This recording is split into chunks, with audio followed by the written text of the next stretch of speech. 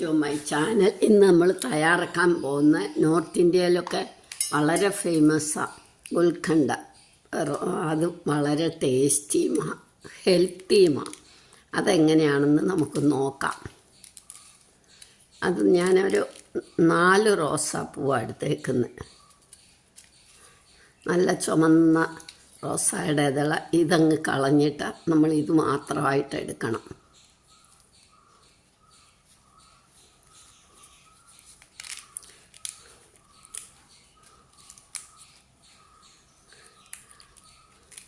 ഇങ്ങനെ അടത്തിയെടുക്കണം. ഇല്ല, നല്ല ചുവന്ന കളറുള്ള റോസാപ്പൂ ഏറ്റവും നല്ലത്.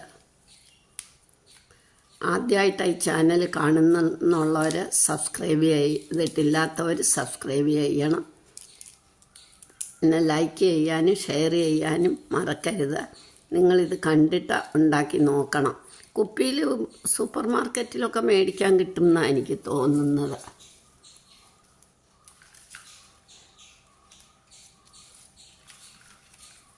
ഇനി ഇത് നമുക്ക് നല്ല വൃത്തിയായിട്ട് കഴുകിയെടുക്കണം.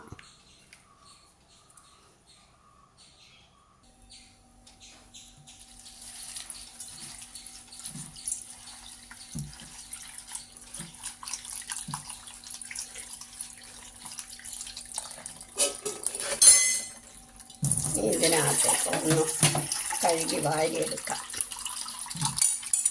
2-3 തവണ കഴുകിയ വല്ല പ്രാണിയൊക്കെ ഉണ്ട്, അതൊക്കെ പോയി കിട്ടുമല്ലോ. അതാ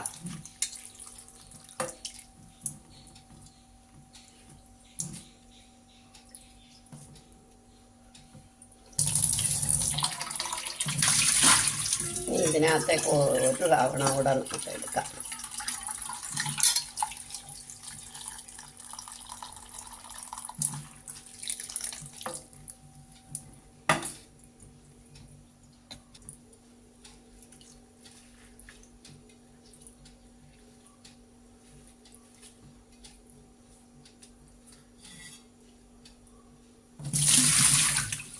ഇനി ഇതൊരു വലയ്ക്കകത്തോട്ട് എടുക്കാം.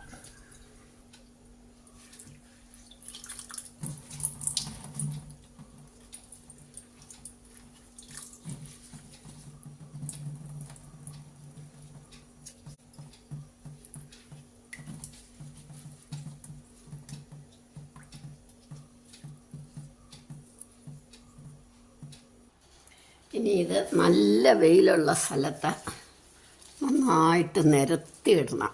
വെയിൽ കൊണ്ട് ഇതിൻ്റെ വെള്ളമയം എല്ലാം പോയി ഇത് നന്നായിട്ടൊന്ന് വാടി കിട്ടണം.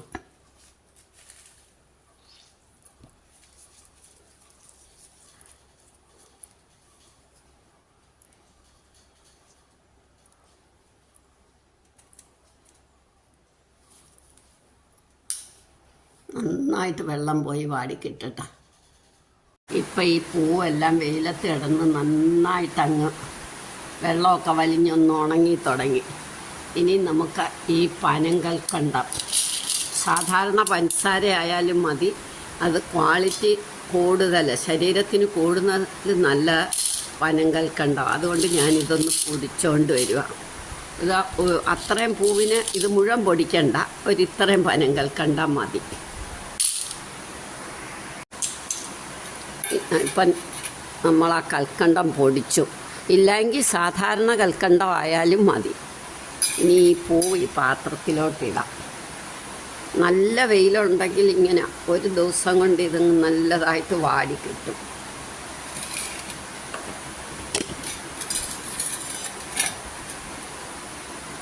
ഇനി ഇതിനകത്തേക്ക് നമുക്ക് പൊടിച്ച പനം കൽക്കണ്ടം ഇടാം.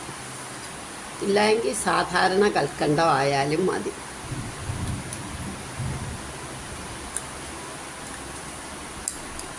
ഒരു 1.5 ടേബിൾ സ്പൂൺ ഇട്ടു.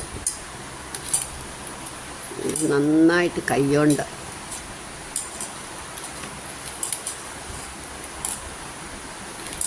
ഇത്രയും പൂവല്ലേ ഉള്ളൂ. അപ്പോൾ ഇത് കൈകൊണ്ട് നന്നായിട്ട് അങ്ങ് ഞെരടി ഇതാക്കണം.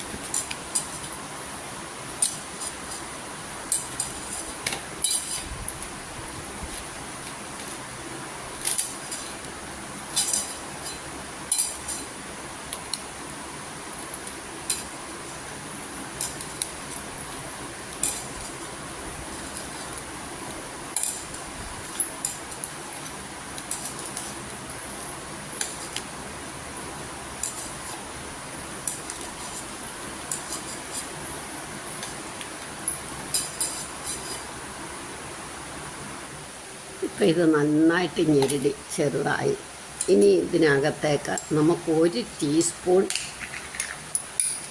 തേനൊഴിക്കാം. അത് വെള്ളമയം ഒട്ടും വരുത്. അതുകൊണ്ട് നമ്മൾ വെയിലത്തിട്ട് ഉണക്കി നല്ല വൃത്തിയായിട്ട് എടുക്കുന്നത്.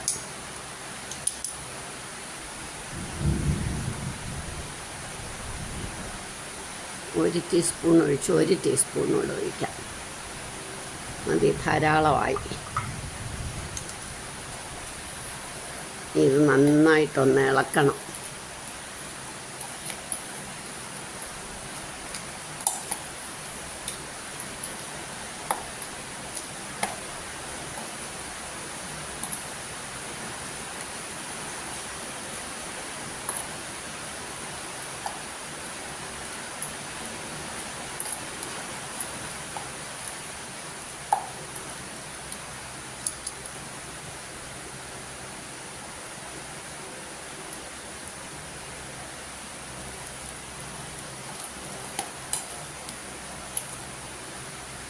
ഈ പാത്രത്തിൽ തന്നെ ഇതൊന്ന് അടച്ചു വെക്കാം.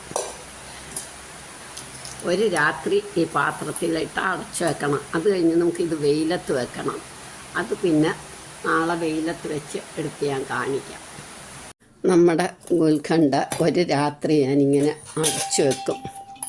വെച്ച് കഴിഞ്ഞും അത് നല്ല സോഫ്റ്റായി. ഇനി ഇത് നമ്മൾ ഒരു കുപ്പിയിലാക്കി വെയിലത്ത് വെക്കണം. നല്ല വെയിലുണ്ടെങ്കിൽ ഒരു 3-4 ദിവസം മതി. ഇല്ലെങ്കിൽ 5-6 ദിവസം നമുക്ക് വെയിലത്ത് വെക്കണം. ഇത് ശരീരത്തിന് ഭയങ്കര നല്ലതാണ്.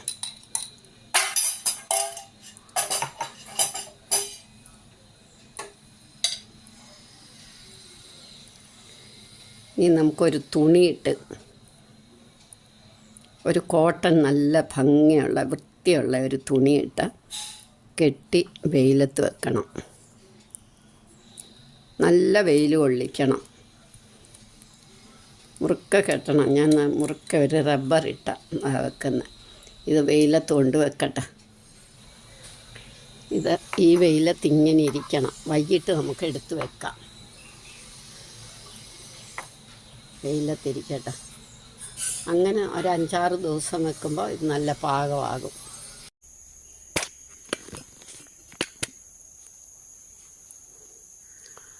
ദിവസം നമ്മൾ വെയിലത്ത് നിന്നെടുത്താൽ ഒന്ന് ഇളക്കി പിറ്റേ ദിവസം വീണ്ടും വെയിലത്ത് വെക്കണം. ഇനി ഇതൊരു 2 ദിവസം കൂടെ വെച്ചാൽ മതി. ഇപ്പം 4 ദിവസമായി. ഇനി 2 ദിവസം കൂടെ വെക്കുമ്പം ഇത് പാകമാകും. ദിവസം ഞാൻ എടുത്ത് ഇളക്കി വെക്കും. അപ്പോഴൊക്കെ കാണിക്കണ്ടല്ലോ എന്ന് വിചാരിച്ചിട്ട് കാണിക്കുന്നില്ല. ചിലപ്പോൾ ഇന്നുകൂടെ മതിയായിരിക്കും. നല്ല വെയിലുണ്ട്, അതുകൊണ്ടാണ്.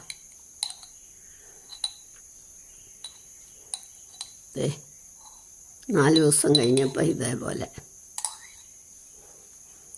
ഇനി നമുക്കൊന്നും കൂടെ വെയിലത്ത് വെക്കാം. 2 ദിവസം കൂടെ വെച്ചാൽ മതി. ഇപ്പോൾ ഒരു 6 ദിവസമായി. നമ്മുടെ ഗുൽഖണ്ഡ നല്ല റെഡിയായി. വളരെ ടേസ്റ്റിയാണ്. അതിപ്പോൾ എൻ്റേതാണെങ്കിൽ ഹെൽത്തിയും കൂടാണ്. ഞാൻ ഒട്ടും പഞ്ചസാര ഇട്ടിട്ടില്ല. തേനും പനങ്കൽക്കൊണ്ടവും മാത്രമാണ്. നിങ്ങളെല്ലാവരും ഇതൊന്ന് ട്രൈ ചെയ്ത് നോക്കണം. ഇഷ്ടമായെങ്കിൽ ലൈക്ക് ചെയ്യണം, സബ്സ്ക്രൈബ് ചെയ്യണം, ഷെയർ ചെയ്യാനും കമൻറ്റ് ചെയ്യാനും മറക്കരുത്. വളരെ നല്ലൊരു സാധനമാണ്.